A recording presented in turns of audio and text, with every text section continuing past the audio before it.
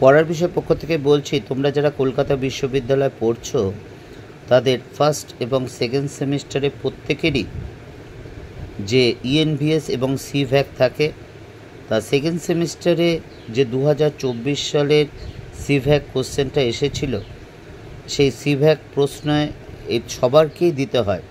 অর্থাৎ science, arts, commerce বলি বা অনার্স পাস যাই হোক না কেন, তাদের সবাইকেই এই প্রশ্নের পরীক্ষা দিতে হয়, এই সাবজেক্টে পরীক্ষা দিতে হয় এবং কিন্তু কলেজেই পরীক্ষা হয়। তোমরা বিগত বছরে ফার্স্ট সেমিস্টারে দিয়েছো, প্রত্যেকেই জানো এবং জানো 50 নম্বরের পরীক্ষা হয়। দেখতেই পাচ্ছ 50 নম্বরের পরীক্ষা এবং এই 50 নম্বরের পরীক্ষার মধ্যে এমসিকিউ থাকে 10 নম্বর। দেখতেই পাচ্ছ এক দাগেরটা সঠিক উত্তরটা নির্ণয় করো 10 নাম্বার আছে।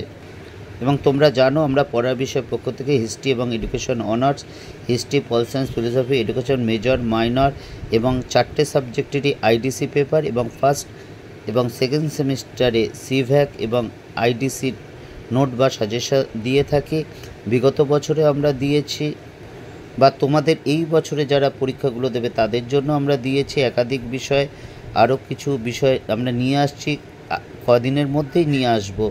কাজে তোমরা যদি মনে হয়, তোমাদের যদি মনে হয় আমাদের এই পড়ার বিষয় চ্যানেলের মাধ্যমে তোমাদের কোনো উপকৃত হতে পারো বা সাহায্য পেতে পারো, তাহলে এই পড়ার বিষয় চ্যানেলটি লাইক করে সাবস্ক্রাইব করে বেল আইকন টিপে রেখো। ও আরেকটা কথা, কলকাতা বিশ্ববিদ্যালয় কর্তৃপক্ষ যে সকল গুরুত্বপূর্ণ নোটিফিকেশান তোমাদের জন্য দেয়, সেগুলো কিন্তু আমরা তৎক্ষণাৎ আমরা নিয়ে আসি, কারণ তো আমরা মনে করি তোমাদের জানাটা দরকার।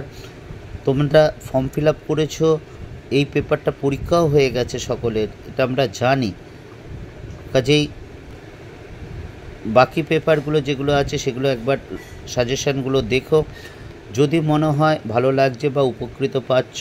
দেখতেই পাচ্ছ 2 নম্বরের 10টি প্রশ্ন লিখতে হয়, অর্থাৎ 20 নাম্বার। যদি ভালো লাগে অবশ্যই চ্যানেলটি লাইক করে সাবস্ক্রাইব করে বেল আইকন টিপে রেখো। আর দেখছো 5 নম্বরের 4টে কোশ্চেন থাকে, 2টো কোশ্চেন লিখতে হয়, অর্থাৎ 10 নাম্বার। এবার আমরা ইংলিশ ভার্সানটা নিয়ে আসছি। দেখতেই পাচ্ছ ইংলিশ ভার্সানটা, দেখতে পাচ্ছ ইংলিশ ভার্সানটা। তোমরা এইভাবে কিন্তু পড়াশোনা করবে। এবার 2 দাগের প্রশ্নগুলো, এবার দেখো 5 নম্বরের যে 2টো প্রশ্ন লিখতে হয়। দেখতেই পাচ্ছ 5 নম্বরে যে 4টে কোশ্চেন লিখতে হয়, 6টা প্রশ্ন থাকছে, সেই 4টে কোশ্চেন। পড়া বিষয়ের পক্ষ থেকে এতটুকুই, অগ্রিম শুভেচ্ছা রইল। যদি ভালো লাগে চ্যানেলটি অবশ্যই লাইক করে সাবস্ক্রাইব করে বেল আইকন টিপে আমাদের পাশে থেকো।